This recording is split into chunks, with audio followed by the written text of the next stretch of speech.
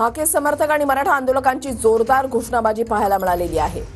Sassoon रुग्णालयाच्या बाहेर समोरासमोर आल्यावर जोरदार घोषणाबाजी या दोन्ही समाजाच्या आंदोलकांकडून करण्यात आलेली आहे। हाके समर्थक आणि मराठा आंदोलकांनी जोरदार घोषणाबाजी केलेली आहे। आढावा घेतला आमच्या प्रतिनिधींनी, पाहूयात। ओबीसी उपोषणकर्ते लक्ष्मण हाके यांच्यावरती मराठा आंदोलकांनी आरोप केलेला आहे की लक्ष्मण हाके यांनी मद्यप्राशन केलं होतं आणि त्यानंतर लक्ष्मण हाके यांना कोंढवा पोलीस स्टेशनमध्ये आणलं गेलं आणि त्यानंतर आपण पाहू शकतो या ठिकाणी आता कोंढवा पोलीस स्टेशनहून लक्ष्मण हाके यांना वैद्यकीय चाचणी करण्यासाठी ससून रुग्णालयात आणलं गेलेलं आहे आणि या ठिकाणी लक्ष्मण हाके यांची आता वैद्यकीय चाचणी केली जाणार आणि वैद्यकीय चाचणी केल्यानंतर त्यांचा नेमका रिपोर्ट काय येतो हे बघणं महत्त्वाचं असणार आहे। आपण पाहू शकतो या ठिकाणी त्यांची वैद्यकीय चाचणी ही सुरू झालेली आहे आणि ज्या पद्धतीने पुण्यातल्याच कोंढवा परिसरामध्ये 7:30 वाजताच्या सुमारास गोकुळनगरमध्ये या सगळ्या मराठा आंदोलकांनी